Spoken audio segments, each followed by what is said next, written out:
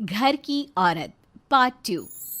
मीना याद है ना आपको, जिसके ससुराल में ससुर और पति कैसे उसका और उसकी सास का अपमान किया करते थे।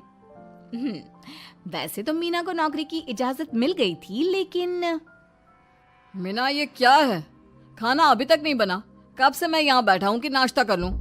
बस 2 मिनट, वो ऑफिस की एक ईमेल करनी है। तभी ससुर जी आ जाते हैं। मैंने कहता था जिस दिन ये फीमेल ईमेल करने लगेगी घर नहीं चलने वाला। तभी सास हाथ में नाश्ते की प्लेट ले आती है। ये लो, सभी उपमा खाओ। गर्मा गर्म स्वादिष्ट उपमा देखकर वाह माँ जी, 2 मिनट में ये कमाल, क्या बात है। वो आता है ना रेडी टू ईट वाला पैकेट, वही बनाया है। स्वाद बता बहू कैसा है। कल तक जो बीवी पति के नाम से ही कांपती थी, बहू के आ जाने के बाद कैसे उड़ रही है, ये देखकर ससुर जी को आ जाता है गुस्सा। हाँ हाँ, पैसे तो पेड़ पर उगते हैं ना, या तेरा बाप दे जा रहा है जो बैठे बैठे पैसे खर्च कर रही है। अरे जरा शरीर चला लिया कर, वरना पता है ना जब मेरा हाथ पड़ेगा तो कैसे काम करती है तू। बहू बेटे के सामने खुद का अपमान सास बर्दाश्त नहीं कर पाती और रोती हुई कमरे में चली जाती है। क्या पापा, क्या जरूरत थी माँ से ऐसे बात करने की? सुबह से कुछ नहीं खाया है, अब जब खाना आया तो रुला दिया आपने। चलिए देखते हैं माँ कहाँ गई। मेरी जूती भी ना जाए उस पागल औरत को देखने। अरे क्या गलत काम मैंने? बस यही ना कि भाई पैसे बचाओ। अरे कमाने बाहर निकले ना तब पता चले कि कैसे हड्डी गल जाती है। बात तो सही कह रहे हैं पिताजी, माँ को तो बस पैसे उड़ाना आता है। अरे पर माँ ने तो सबके लिए नाश्ता ही बनाया था ना, कौन सा खुद के लिए गहने खरीदे थे। खैर, बहू समझ जाती है कि सारा मामला कमाई का ही है, क्योंकि सास कुछ करती नहीं, कुछ कमाती नहीं, तो ससुर जी उन पर हावी रहते हैं। फिर क्या था, अब थी बारी बहू की। माँ जी, दरवाजा खोलिए, देखिए मैं उपमा लेकर आई हूँ, गर्मा गर्म खा लेते हैं। सास कमरा खोल देती है। सामने खड़ी होती है बहू, हाथ में उपमा की प्लेट लेकर। बहू सास की सूजी आंख देखकर समझ जाती है कि मामला गड़बड़ है। वो बात पलटते हुए कहती है, माँ जी वो आपकी काली साड़ी पर काला ब्लाउज है ना, वो प्लीज मुझे दीजिए। मुझे कल ना काली साड़ी पहनी, लेकिन कोई ब्लाउज ही नहीं है। सास बहू की बात में अपना गम भूल जाती है। हाँ हाँ बहू, क्यों नहीं, वो तो मैंने अपने हाथों से डिजाइन किया था। चल अभी निकाल कर देती हूँ तुझे। सास बहू को ब्लाउज निकाल कर दे देती है। फिर अगले रोज, माँ जी आज तो ऑफिस में कमाल ही हो गया। पता है क्या, सारी सहेलियों ने घेर लिया, पूछ रही थी ब्लाउज कहाँ से खरीदा। मैंने भी बोल दिया मेरी सास से सिलाए, वो भी खुद डिजाइन करके। ये तो वही बात हो गई कि झोला छाप डॉक्टर की दवाई काम कर गई। अरे बहू, ये तो बस ऐसे ही बना दिया था। लेकिन माँ जी आपको पता है, ये देखिए 2 लोगों ने तो मुझे कपड़ा भी दे दिया और नाम भी, सेम टू सेम डिजाइन का ब्लाउज बना दो, और बदले में ये 2000 रुपए। हाथ में 2000 देखकर सास की तो आंखें फटी की फटी रह जाती है। अरे बहू, ये तो कमाल ही कर दिया। ये काम तो मैं कल तेरे ऑफिस जाने से पहले ही खत्म कर दूंगी। सच्ची माँ जी, कैसे इतनी जल्दी? अरे बहू, वो बस नाप है ना, उसी के आकार का काट काट कर डिजाइन ही तो देना है। ये तो मेरे बाएं हाथ का खेल है। अगले रोज बहू ऑफिस जाती है और फिर शाम को 2 ब्लाउज ले आती है। अरे बहू, क्या बात है, लेकिन इसकी डिजाइन। बहू फोन में सास को डिजाइन दिखाती है। अरे ये तो बच्चों वाला डिजाइन है, रुक अभी थोड़ी देर में ही दे देती हूँ। सास बहू को कपड़े सिल कर देती और बहू सास को रोकती। फिर एक रोज, माँ जी ये लीजिए कपड़े, लेकिन इसकी सिलाई मैंने ज्यादा ली है। तो क्या है ना, हैवी काम है तो मेहनत ज्यादा लगेगी ना आपको। अरे रहने देती बहू, मैंने कौन सी बुटीक खोली है। बहू को सास की बात में दम लगता है और वो कुछ सोचती हुई निकल जाती है। वो कमरे में बैठी होती है कि उसकी ससुर की जोर जोर से चिल्लाने की आवाज आती है। फिर फिजूल खर्ची। अरे तुम्हारे जैसी बेकार ना काम काज करने वाली औरत कब पैसे की कीमत समझेगी। क्या जरूरत थी ये मशीन खरीदने की? अरे वो मैंने EMI में ली है, आपको पता है ना कपड़े सिलने का कितना शौक है मुझे। हाँ तो क्या दर्जी बनोगी, लोगों को पकड़ पकड़ कर नाप लोगी? अरे कुछ तो शर्म करो। तभी बहू आ जाती है, उसके हाथ में चाबी होती है। माँ जी ये चाबी, मैंने चौराहे में आपके लिए बुटीक खोला है, पैसा लोन से लिया है तो काम करके आप चुका देना। और हाँ माँ जी, कल उद्घाटन है तो 11 बजे दुकान में पहुंच जाना, पूजा में आपको ही बैठना है। ये सुनकर ससुर जी आग बबूला हो जाते हैं। कहीं नहीं जाएगी ये, इस घर की औरतें बाहर नहीं निकलती। तू तो इंजीनियर है इसलिए तुझे इजाजत दे दी, लेकिन ये तेरी सास 4 अक्षर नहीं आते इसको। अरे रहने दे, क्यों पैसा बर्बाद करवा रही है। सास को डांटने की आदत ससुर जी को जो लग चुकी थी। सास बहू की ओर देखती है। तो माँ जी, कल वक्त से तैयार रहना।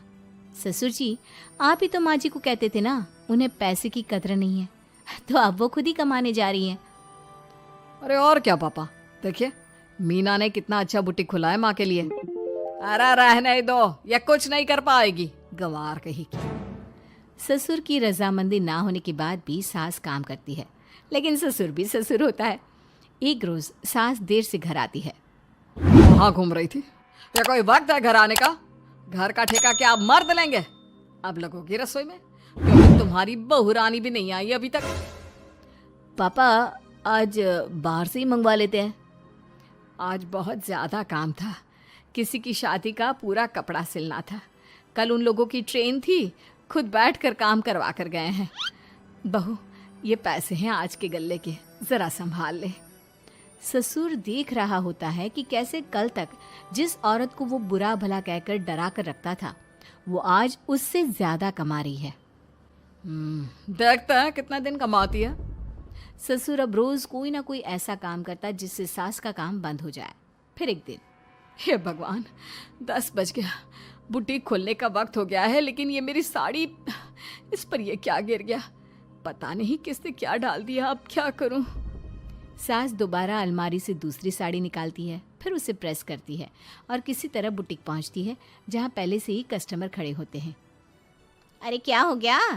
लगता है काम चल गया तो मैडम के भाव बढ़ गए। पता है, इस धूप में पिछले आधे घंटे से खड़े हैं, पता होता तो वो बगल वाली शॉप में ही दे देते। अरे अरे माफ़ करिएगा, वो क्या हुआ ना, तैयार होकर निकल ही रही थी कि साड़ी में सॉस गिर गया। दोबारा साड़ी चेंज की तो आप आई। ठीक है, लेकिन अब आ गई है तो जरा जल्दी से कपड़े दे दो, हमें जाना है। सास को कस्टमर की बात बुरी लगती है, लेकिन क्या करती, वो जल्दी से सभी को सारा सामान देकर विदा करती है। सारा दिन काम करती है। वो निकल ही रही थी कि एक कस्टमर आती है। जी, वो मेरी साड़ी है ना शादी की, उसका लहंगा बनवाना है। हाँ हाँ, क्यों नहीं, बनवा लो। शादी की साड़ी के साथ इमोशंस जुड़े होते हैं। बिल्कुल सही बोला आपने, परसों मेरी शादी की सालगिरह है तो ज़रा बना देना।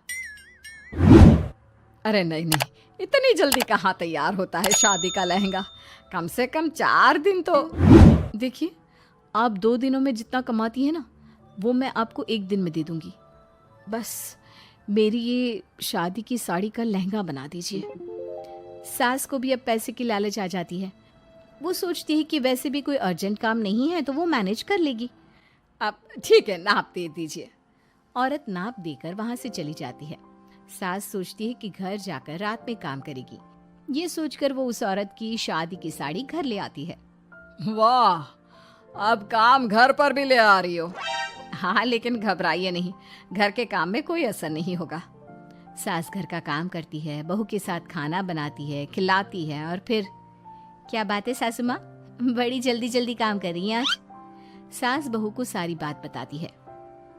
क्यों माँ जी, इतनी भी क्या मेहनत करना? अरे बात सिर्फ पैसे की नहीं है, बल्कि उस बेचारी औरत की इमोशंस की भी थी। ये उसकी शादी की साड़ी है ना। ससुर पास खड़ा सब सुन रहा था। अब देखो, बहुत काम करने का शौक है ना, कैसे भरे बाजार तुम्हारी दुकान खुद तुम बंद करोगी। जब सास पूरी रात काम करके सुबह लेटती है, मौका देखकर ससुर कैंची से साड़ी को काट देता है। अगली सुबह, चलो, कल आधा लहंगा सिला था, आज पूरा करके शाम को ही उसे उसका लहंगा सौंप दूंगी। लेकिन ये क्या, सास जैसे ही लहंगा उठाती है, लहंगा तो फटा होता है। वहीं ससुर छुपकर सास को देख रहा था। हाय रे, ये किसने किया?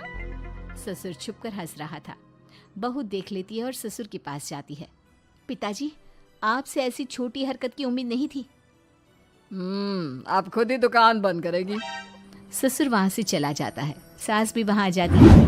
वो समझ जाती है कि उसके पति ने ही साड़ी पर कैंची चलाई है। लेकिन फिर शाम को, जी वो मेरा लहंगा तैयार हो गया?